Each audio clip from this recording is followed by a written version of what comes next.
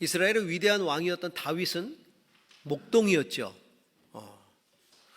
다윗이 골리앗과 싸우러 갈 때 그 당시에 왕이었던 사울은 다윗을 만류하면서 이렇게 이야기합니다. 골리앗은 군대에서 뼈가 굵은 장수인데 아직 소년인 내가 어떻게 그와 싸우겠는가? 그렇게 만류를 해요. 그때 다윗이 무엇이라고 대답합니까? 사무엘상 17장 35절부터 37절 같이 읽습니다. 그놈을 쳐 죽이고 살려내곤 하였습니다. 그 짐승이 저에게 덤벼들면 그 턱수염을 붙잡고 때려 죽였습니다. 제가 이렇게 사자도 죽이고 곰도 죽였으니 저 할례받지 않은 블레셋 사람도 그 꼴로 만들어 놓겠습니다. 살아계신 하나님의 군대를 모욕한 자를 어찌 그대로 두겠습니까? 사자의 발톱이나 곰의 발톱에서 저를 살려주신 주님께서 저 블레셋 사람의 손에서도 틀림없이 저를 살려주실 것입니다. 네. 양떼를 쭉 지켜왔다는 거예요. 사자나 곰이 양떼에게 달려들면, 그래서 물어가면 포기하지 않고 뒤쫓아가서 그놈을 쳐 죽이고 그 입에서 양을 꺼냈다는 겁니다. 목숨 걸고 양떼를 지키는 목자였다. 자신이 그런 목자라고 이야기를 하고 있는 거죠. 그런데 그럴 때면 내가 이렇게 목숨 걸고 그들의 입에서 내 양떼를 꺼낼 때가 되면 하나님께서 나를 지켜주셨다는 거예요. 그래서 그렇게 가능하도록 해주셨다. 본인이 양떼를 끄집어내는 목자였다면 하나님은 나를 끄집어내는 목자가 되셨다는 거죠. 그래서 다윗에게 있어서 하나님은 정말 자신을 살려내시는 목자인 것입니다. 그래서 여호와는 나의 목자시니 내가 부족함이 없다라는 다윗의 시편의 고백은 그의 삶의 경험이에요. 그 삶의 경험에서 나온 고백이고 간증이죠. 그 다윗 왕의 후손으로 예수 그리스도가 오셨어요. 만왕의 왕으로 오셨고 이스라엘의 왕으로 오셨죠. 다윗의 후손이니까, 다윗 왕의 후손으로 오셨으니까. 그런데 그 후손으로 오셨던 예수 그리스도께서 왕으로 오셨는데 제자들에게 마지막으로 부탁한 게 있어요. 내가 이 땅에 왕으로 왔지만 내가 다 이루지 못한 세계 정복의 꿈을 너희들이 이루어라. 하나님이 이것을 부탁하시지 않았어요. 예수님이. 오히려 예수님은 제자들에게 너희가 나를 사랑하느냐? 그 사랑을 확인하시고서는 내 양을 먹이라. 내 양을 치라. 양떼를 부탁하셨어요. 이것은 주님께서 이 땅에 목자로 오셨다는 걸 상기시켜 주시는 것이죠. 내가 이 세상 모든 영혼들을 위한 목자로 왔다. 이제 떠난다? 그 목자의 사명을 너희들이 완수해야 된다. 그 목자의 사명을 다해달라고 부탁을 하셨어요. 예수님은 다윗처럼 자기 목숨을 걸고 희생하면서 양들을 살려내신 참 목자이십니다. 우리가 성도로 살아간다는 것은 목자이신 주님의 돌봄 가운데 살아가는 것을 의미합니다. 그것을 날마다 경험하는 것이죠. 그리고 그 목자의 사명, 내가 위임받은 사명을 완수해내는 겁니다. 이게 성도의 삶이에요. 오늘 그 삶에 대해서 성경은 우리에게 이야기해주고 있어요. 말씀을 통해 정말 예수 그리스도께서, 하나님께서 참된 목자 되심을 깨닫게 하시고 그 목자에게 우리의 삶을 위탁함으로써 참된 풍성한 생명을 누리는 그런 양의 삶을 살아갈 수 있기를 소망하면서 오늘 말씀을 우리가 묵상해 봅니다. 자, 오늘 우리가 먼저 읽은 에스겔 34장 11절에서 16절은 이스라엘 백성들이 이방 민족에게 잡혀갔지만, 그리고 흩어지지만 하나님께서 목자가 되셔서 그들을 다시 데려오고 그들을 풍성한 하나님의 목장으로 인도할 것이라고 하는 하나님의 약속이죠. 하나님은 당신의 양인 이스라엘 백성들, 그들이 거짓 목자들에게 잡혀먹고 그들 때문에 흩어지고 또한 이방 민족에게 잡혀가고 압제당하고 이렇게 살아가는 삶을 통탄하고 계셔요. 지금도 하나님은 너무나 안타까워하시죠. 무엇을 안타까워하실까요? 우리 성도들이 세상의 권세, 세상의 가치에 사로잡혀서 압제당하고 고통당하는 모습, 그래서 세상 속에서 헤매고 상처받고 그리고 기력이 다 쇠해버리는 그런 모습을 보면서 너무나 안타까워하시는 거예요.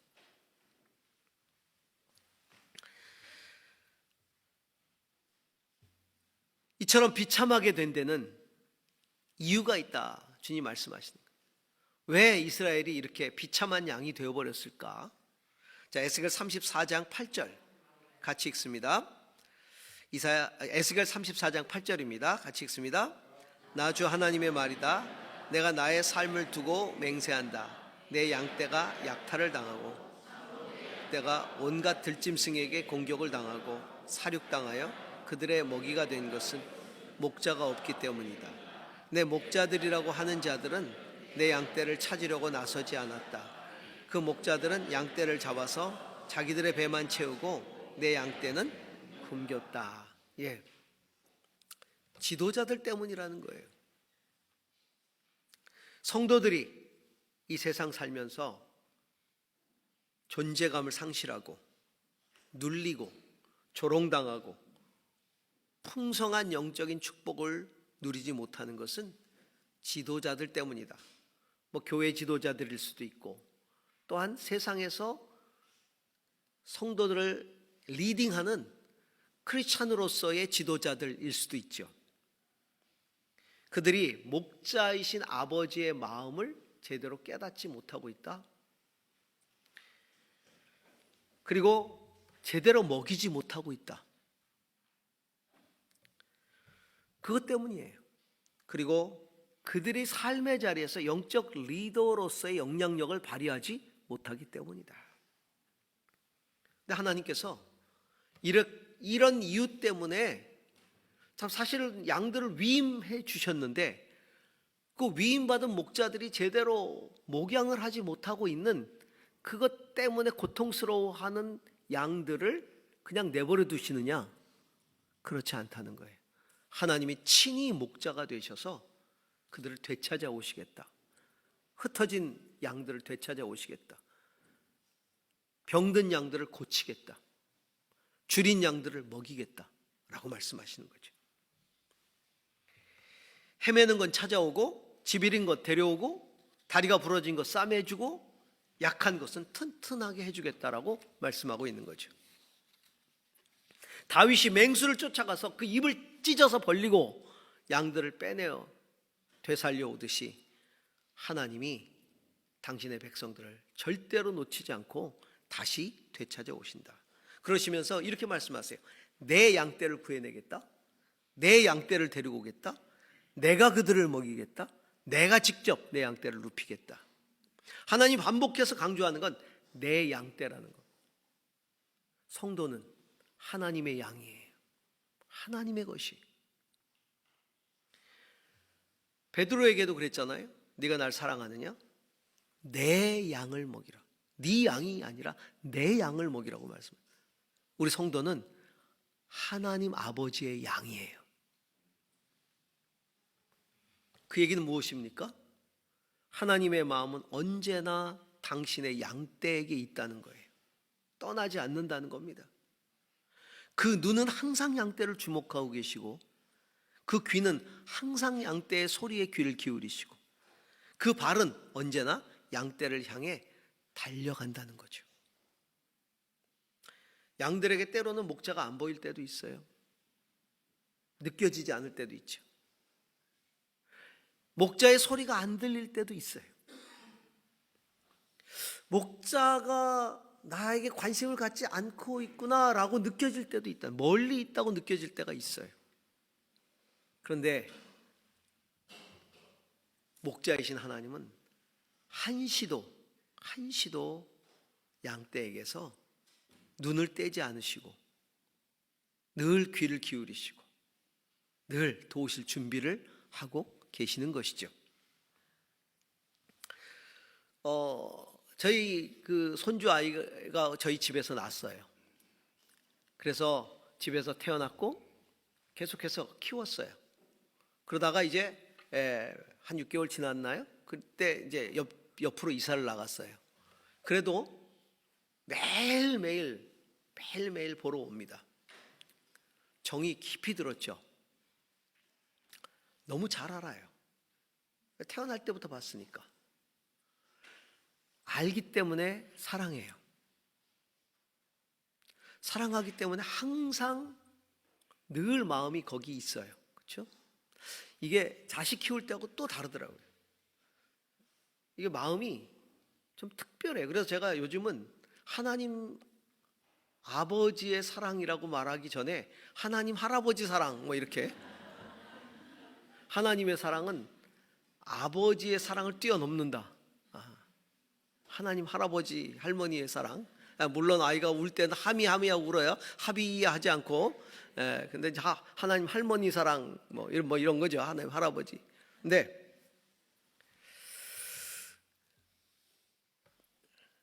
얘가 이제 20개월 되면서 이제 어린이집을 등원하기 시작했어요. 그래서 데려가고 아침에 저희 집에다 데려다 놓으면 제가 이제 등원시키고 또 하원시키고 해요. 처음에는 그 아이하고 떨어지는 아픔이 굉장히 커요. 아이도 분리불안 그런 거 있죠. 그러니까 떨어지는 게 얼마나 힘들겠어요. 막 울어요. 어린이집에다 맡길 때 막 울어요. 그럼 맡길 때 들어갈 때 우는 모습을 보면서 저하고 아내는 뒤돌아서서 같이 울면서 오죠. 너무 딱해서. 그 처음에는 보니까 그 어린이집에서 알림장에서 매일 알림장이 한 2시 반쯤 되면 알림장이 올라와요. 항상 보면 애가 이렇게 사진을 찍어서 올리는데 맨 운 사진밖에 없어요. 눈이 팅팅 붓고 뭐 울고 우는 거. 왜 또 울고 있는 거 왜 찍어 올리는지 또 이렇게 또 올리셔요. 마음 짠하게.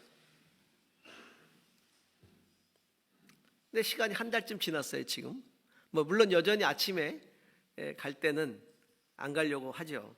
그런데 달라진 건 유치원 안에서는 안 울어요. 거기서는 또 적응을 해요. 근데 얘가 알아요. 하미하비가 반드시 데리러 온다. 소망을 가지고 기다리는 거죠. 소망을 가지고 기다려요.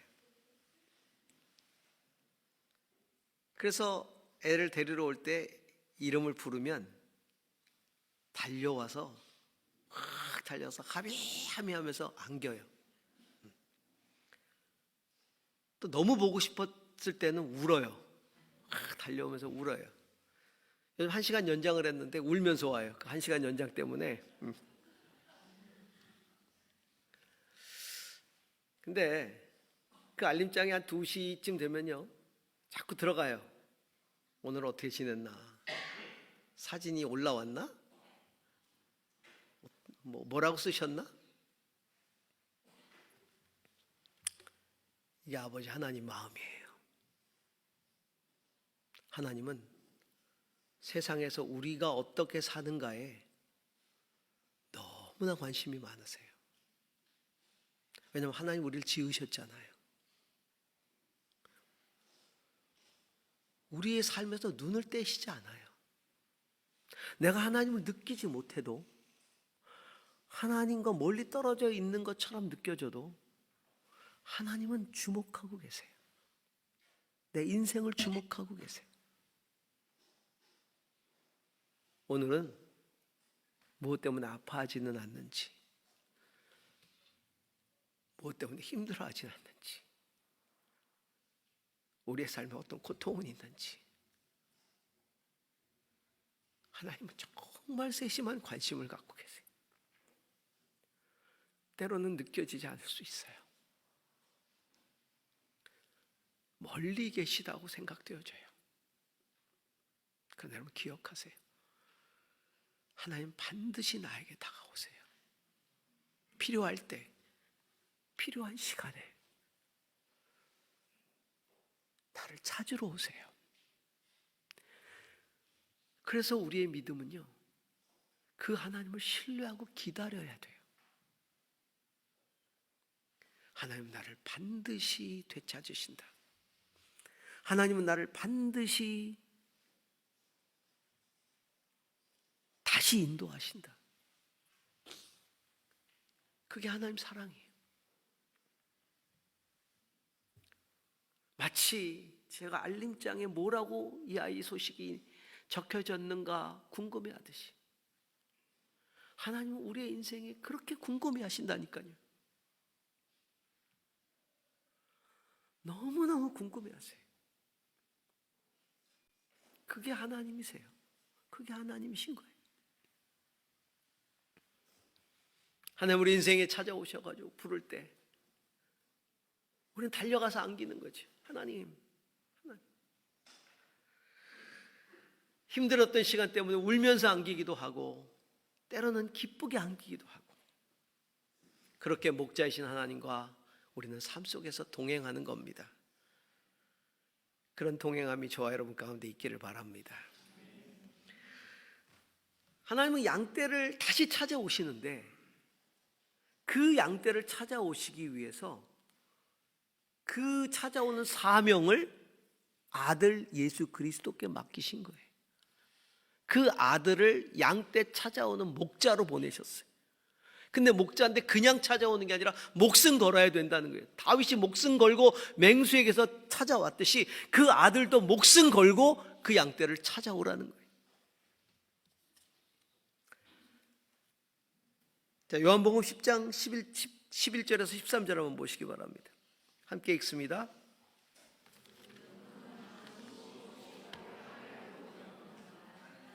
양들이 생명을 얻고 나는 선한 목자이다. 선한 목자는 양들을 위해서 자기 목숨을 버린다. 삭구는 목자가 아니요 양들도 자기 것이 아니므로 이리가 오는 것을 보면 양들을 버리고 달아난다.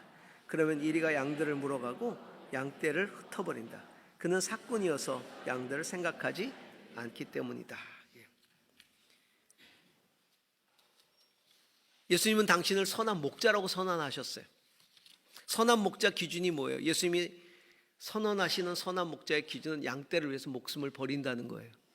삭구는 절대로 버리지 않는다. 그러나 선한 목자는 양떼를 위해서 목숨을 버린다. 왜냐하면 삭구는 돈을 받고 양떼를 관리하는 관리자이기 때문에 양들의 목자가 아니에요. 그리고 그들이 받는 삭세는 목숨값이 없어요. 자기가 받은 만큼만 일하는 거예요. 과거에 저희 멘토이셨던 원로 목사님께서 제가 전도사 시절 때 목사님께서 우리 목회자들을 모아놓고 목회에 대한 강의를 해주시면서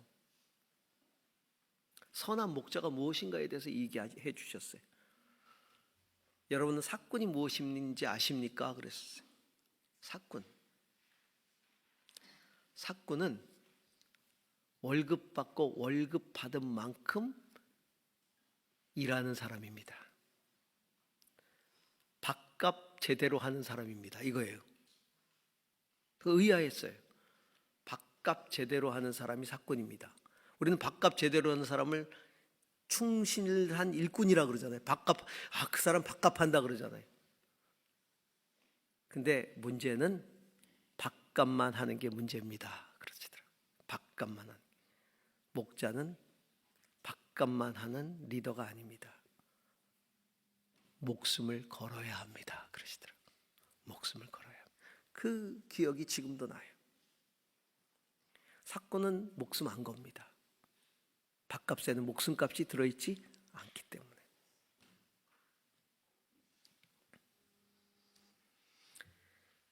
여러분, 양들을 위해서 목숨을 걸지 못하는 이유가 뭘까요? 사랑의 관계가 없기 때문이죠. 사랑의 관계가 형성되지 않으면 절대로 목숨을 걸 수가 없어요.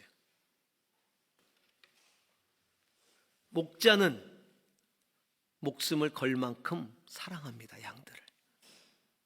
하나님이 그 아들을 보내신 것에 대해서 성경은 이렇게 말하죠. 하나님이 세상을 이처럼 사랑하셔서 독생자를 보내셨다. 영적인 강도인 사탄과 세상에 빼앗긴 영혼들을 되찾기 위해서 목숨을 걸어야 한다는 겁니다. 맹수가 빼앗아간 양들을 되찾아오기 위해 목숨을 걸어야 하듯이 사탄과 세상에 빼앗긴 영혼들을 되찾기 위해 목숨을 걸어야 한다는 거예요. 왜? 죄 때문에 빼앗겼기 때문에 그 죄값을 치러야만, 대가를 지불해야만 되찾아올 수 있는 것이죠. 되찾아올 수 있는 것이거든요. 그런데 그 죄값이라는 게, 대가라는 게, 사탄이 하나님보다 힘이 더 있고 더 권세가 있어서 그들에게 대가를 지불해야만 그들에게서 빼낼 수 있기 때문에 대가를 지불하는 것이 아니라, 하나님이 만드신 당신의 의가 그 죄값을 지불하지 않고서는 의롭게 할 수 없는 하나님의 스스로의 의이기 때문에, 하나님의 신실성 때문에 지불하는 거예요. 사탄이 세서가 아니에요. 사탄이 우리의 영혼을 잡고 있을 때 대가를 지불하고 거기서 꺼내오는 그 하나님이 아니라 당신의 의 때문에, 당신은 의로우시기 때문에 우리의 죄를 용서하시려면 죄의 삭신 사망의 값을 지불하시지 않으면 안 되는 거죠. 그 값을 누군가가 지불해야만 우리가 건져내질 수 있는 거예요. 아니면 우리가 그 값을 지불해야 되는데, 그럼 영원히 우리는 죽을 수밖에 없잖아요. 그래서 그 아들을 보내셔서 그 죄값을 대신 치르게 하신 거예요. 내가 내 양떼를 건져내기 위해서 가야 하는데 죽음의 값을 치러야 한다. 죄값을 치러야 한다. 예수님은 이 땅에 그걸 알고 오셨어요.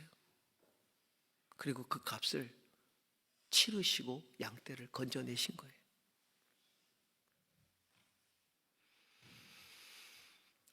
우리의 살 길은, 양떼들이 살 길은 나를 그렇게 건져내신 목자를 따라가야 돼요. 주님이 나를 건져내셨어요. 그리고 나를 따라오라고 하시는 거예요. 빼앗긴 양떼를 되찾아서, 자, 이제 내 음성을 듣고 나를 따라와야 된다. 근데 양떼가 안 따르면 소용없잖아요. 아무리 선한 목자가 값을 지불하고 건져내도 양이 목자를 신뢰하지 않고 따르지 않는다면 그 준비하신 목장으로 들어갈 수가 없는 거예요. 그러므로 우리에게 가장 중요한 것은 나를 위해서 목숨을 버리고 나를 건져내신 그 주님이 참 사랑의 목자라는 사실을 알고 신뢰하고 따라가야 한다는 것입니다. 자, 요한복음 10장 10절 그리고 14절 15절 같이 읽습니다. 도둑은 다만 훔치고 죽이고 파괴하려고 오는 것뿐이다. 나는 양들이 생명을 얻고 또 넘치게 얻게 하려고 왔다. 14절 15절입니다. 나는 선한 목자이다. 그것은 마치 아버지께서 나를 아시고 내가 아버지를 아는 것과 같다. 난 양들을 위하여 내 목숨을 버린다. 예수님은요, 양들을 아신다고 말씀하고 계세요. 그래서 목숨을 버린다고 말씀하시면서 그렇게 하는 이유는 풍성한 생명을 주기 위해서다라고 말씀하고 계시는 거죠. 풍성한 생명. 아까도 말씀드렸지만 사랑은 아는 데서 시작된다. 나는 내 양을 안다 그랬잖아요. 결국 사랑이라는 건 아는 거예요. 깊이 아는 거죠. 아는 만큼 사랑하고요, 사랑하는 만큼 신뢰하는 거예요.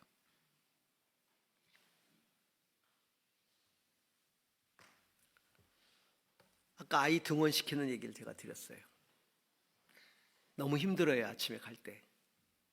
그러면 온갖 감언이설로 다 이제 얘를 이렇게 해서 데려가야 되잖아요. 그러면 이제 막 얘가 이제 아침에 저희 집에 오면 방이 미끄러우니까 양말을 벗겨요. 그리고 놀아요. 한 시간 반 정도 놀다가 이제 유치원 가야 되는데, 그러면 이제 양말 다시 신기잖아요. 양말을 신으면 알아요, 얘가. 그 시간이 다가왔다는 걸.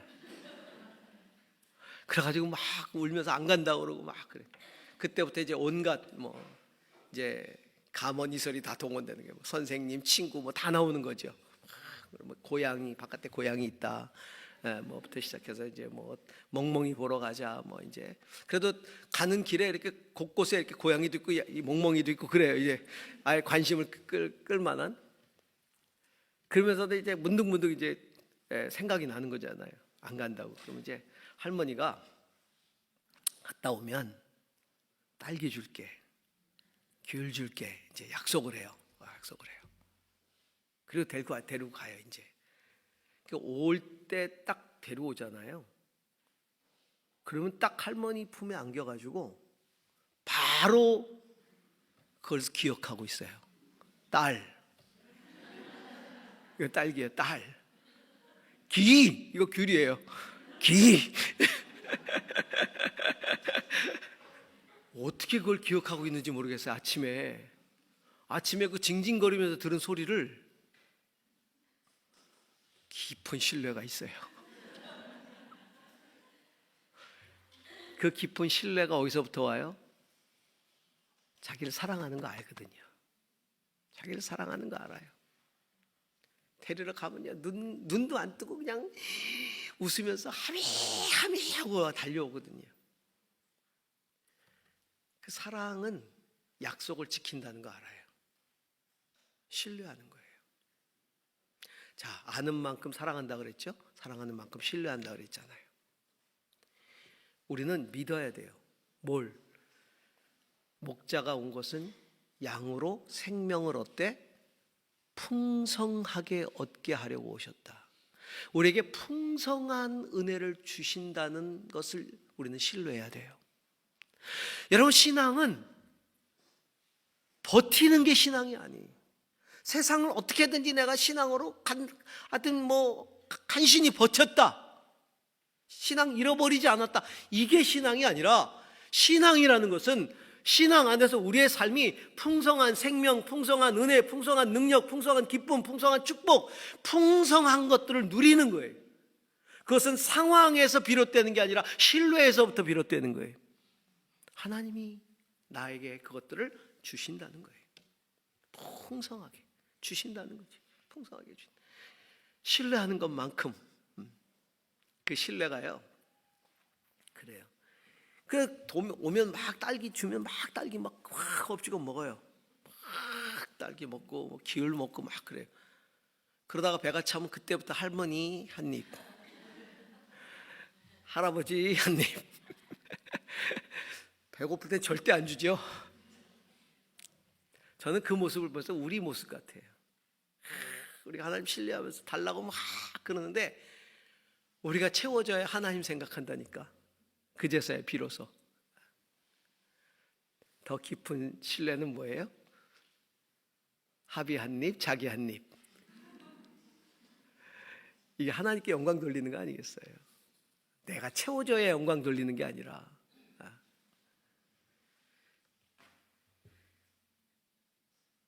물론 우리 신앙 울타리 밖의 세상은 여전히 쉽지 않아요.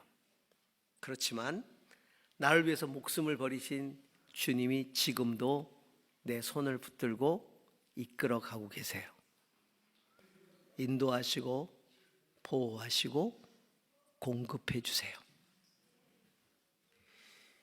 이 사순절 우리는 주님의 순환을 묵상하지만 순환만 묵상하시지 말고 나를 위해 목숨을 버리신 주님의 그 깊은 사랑을 묵상하시기 바랍니다. 그리고 지금도 주님께서 나를 그렇게 이끌어 가신다는 것을 발견하고 그 주님과 동행하는 것들을 깊이 느끼는 사순절이 될 수 있기를 주의 이름으로 소망합니다.